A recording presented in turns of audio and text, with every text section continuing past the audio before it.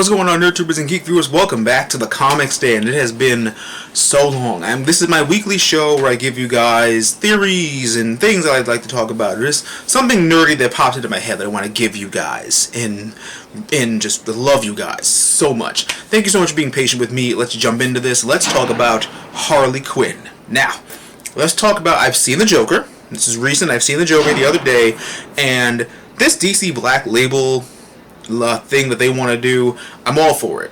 R-rated tellings of character stories. I think, after the Joker, I think Harley Quinn would be the perfect pseudo-sequel to the Joker. And who, as to who I want to play her, I want Aubrey Plaza. Aubrey Plaza is my number one choice to be in this movie. She's got that insane, crazy, natural look to her. If any of you guys have seen Legion when she was the Shadow King, put a Brooklyn accent on that, smack some makeup on her, let her be Harley. It's done. It's done. I feel like she would do great. My secondary choice is Kate McKinnon, because she is very wildly talented, and I would love to see her in this type of movie. But those are my two choices. Let's talk about the story. So after the Joker, spoilers if you haven't seen the Joker yet. Spoilers is he gets captured, but his message gets received, but he's stuck in, I guess, Arkham. They never really said where they put him, but I'm just gonna say it's Arkham for the sake of whatever. But I would love it because he murdered his therapist, so that's something else. I feel like her slow descent could be parallel to his, but in a different way. She's a therapist. She slept her way to her degree, so maybe they can use that as something. Maybe she's tired of being used for her body and being underestimated because she's intelligent, or at least she's street smart, but everybody keeps underestimating her and not knowing her worth. So I feel like she'll hear about the Joker and she'll be interested, and she'll try to find a way to get an interview and talk with him. And she'll sleep with someone that's going to come up later, and just all of that abuse and all that stuff just to talk to someone that she doesn't know she idolizes. We as the audience are going to know that she idolizes him. But in the movie it's going to be more like, does she idolize him yet? Or does she not? She talks to him, and he tells her, he's like, listen, you're not going to fix me, and blah, blah, blah. And time passes where they talk about little minuscule bullcrap. But in one of the sessions where it's back in the present, he says, I let myself go, and maybe you should too. And he touches her hand, and she puts on a smile. He's like, you can do better than that. Just a dark partnership / dark romance brews because of their characters. And this is the R-rated type of movie that needs to happen. And so she goes through, she's walking home, whatever, she's attacked by some thugs or whatever, and let's say she's attacked near a construction site. And she knocks some of them away. She's also a gymnast, so she does some gymnast level things, but she picks up a sledgehammer and she wails on the guys.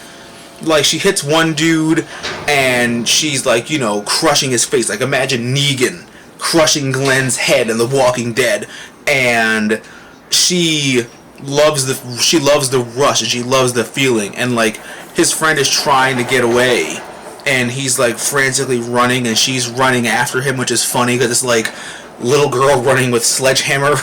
And it's just gonna be so interesting because then she's just gonna say fuck it and throw the sledgehammer, but she catches his knee and she like breaks his knee open, and so he can't run away anymore.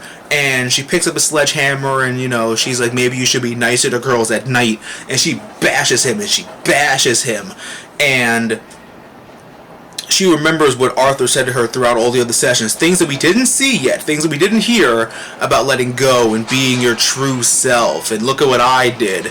And she sees like the busted head, and she just sees these two pieces of crap. And just remembers what he said on the Murray Show about how he killed those guys because they were bad. She killed these guys because they were bad. And her mindset just bubbles and changes, and it's just so dark that we're getting to. And so she keeps a sledgehammer because it's technically hers. So she goes home and she watches a Harley Quinn video. It was TV, because whatever. I'm not sure what was around that time, but she can take inspiration from. But you get the idea.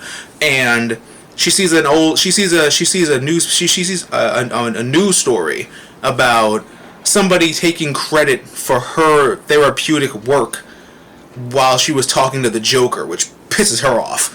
And she remembers being underestimated, being taken advantage of, and being told she's less than because, whatever, which drives her up the creek even more because she knows exactly who that doctor is. That's the doctor she slept with to secure her interviews with Arthur Fleck / the Joker. So she goes to his house because she knows where he lives, or she follows him home one night, and she confronts him. She's like, "How could you take this from me? How could you take credit for it?" She's like, "Who would believe a crazy bitch like you?" And she's like, "What did you call me?" And then she just, she'll kill him too, obviously. But then towards the end, he'll be in terror, and she'll be like, "You should smile more," and she'll just like cut his throat or something, or she'll like cut him somewhere, and then she'll just like smear on a smile on him, and then she'll be like, "That's better, deliver the final blow," and then she'll see him and be like, "I should smile more too," and then she does it, and that just begins more of her descent. As to what she can do, she can definitely do murder. Definitely. She can definitely do murder, she can definitely do more crime. Pretty much, she can do what Fleck did, descending into her madness, descending into her stuff, and then towards the middle, she'll don her Harley Quinn costume, more of like, I feel like for this kind of movie, it kind of feels like that fan art of Kristen Bell as Harley with like the pajama look would do really well.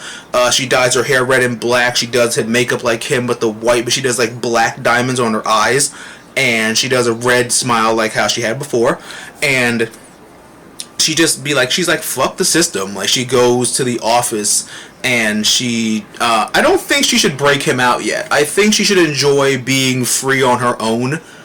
And then towards the end, she'll break him out because she'll become like, smarter. She'll use what she's learned and what she is and how street smart she is, how smart she is to break out the Joker, and then it'll just be like one of those like, we've got a lot of work to do, and then it fades to black. Ooh, what did you guys think about my concept? Comment down below and let me know. What other kinds of DC Black movies would you guys like to see? Comment down below, let me know. Blah blah blah. Hit subscribe, hit the bell. You guys have fingers, you'll do what you want. I'd love to have you guys a part of our nerdy geeky family. Don't forget to stay positive, stay on the grind. Everything happens for a reason, and I love and support you the same way you love and support me. And always remember that through good times and bad times, remember to geek out and enjoy your lives, and I'll catch you guys next time for another great video.